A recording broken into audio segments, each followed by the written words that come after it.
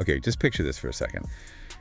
You've just had a baby, like the most intense personal life moment. Totally intimate, yeah. Life-changing. And at the exact same time, really difficult.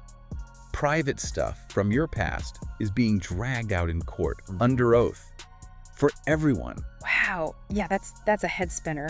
Holding those two things at once. Right. How do you even manage that? And that specific kind of jarring contrast.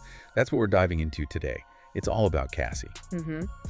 There's this major personal news, but it's unfolding against the backdrop of these pretty serious details coming out in the Diddy trial. Exactly. We've got the court material, the testimony details. We're going to try and piece together what this all looks like. So let's unpack what's happening personally and then connect it to what was said on the stand. Okay, first things first. The big personal news. Cassie just had her third child. Yeah, and the timing is, well, it's something else. This happened super recently. We're talking like 2 weeks after she wrapped up her testimony. Just 2 weeks. She's 38 now. This is her third, with Alex Fine, her partner. But here's the thing. They didn't announce it. Oh, really? So how did it come out? It actually broke in court. A friend of hers, Dante Nash, who used to be her stylist, mentioned it while he was testifying. No way. In court. Yeah. He even gave the date, said the baby was born Tuesday, May 27th. Huh. Okay, so Cassie and Alex haven't said anything publicly yet. Nope. But, people noticed she was clearly very pregnant when she was testifying earlier in May. It puts that whole court appearance in a different light, doesn't it? Absolutely. The personal pressure she must have been under during that whole legal ordeal. Which, brings us straight back to her time on the stand. She was there talking about Diddy, that relationship that went on for what, about 10 years? About a decade, yeah. Yeah. And she was laying out her side, the details of what she alleges happened during that time, stuff from her lawsuit too. And some pretty specific things came up, things that were maybe hinted at before but got fleshed out. Definitely. There were some specific names and incidents mentioned. Okay, let's talk about one name that popped up.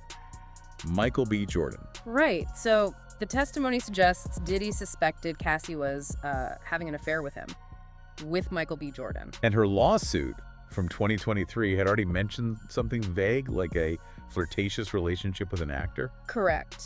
But in court, she apparently gave specifics. Said she spent a New Year's Eve with Jordan. And Diddy's reaction, allegedly, not calm. Not according to the testimony, no. It's alleged he found out, actually called Jordan and threatened him. Wow. Has Michael B. Jordan said anything? Nope.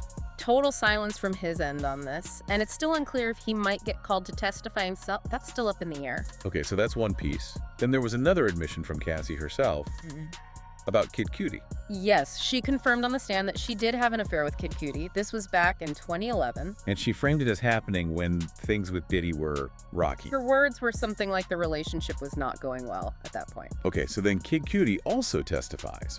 And his story adds, well, a whole other layer of drama. A huge layer. Cootie made some really serious accusations against Diddy. Like what? He alleged Diddy was behind someone breaking into his house and setting his Porsche on fire. Setting his car on fire. Whoa! Did Diddy respond to that? The material mentions Diddy strongly denied having anything to do with the car incident specifically, vehemently denied it. Okay. But Cootie went into detail about the break-in. He did. Claimed his dog got hurt in the process, said the dog was locked in the bathroom during the break-in. Oh, that's awful. The poor dog. Yeah, he said afterwards the dog was really affected, like jittery and on edge. I bet. And how did Cootie say he felt about Diddy after that? He was blunt. Said something like, I wanted to confront him, I wanted to fight him. He also mentioned filing a police report about it all. Taking it seriously. And just the whole process of being dragged into this legally. He described being subpoenaed as stressful, which, you can imagine.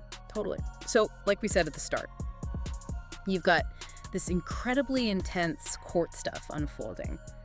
Allegations of threats, affairs, break-ins, arson, really heavy, dramatic claims. All coming out in public testimony.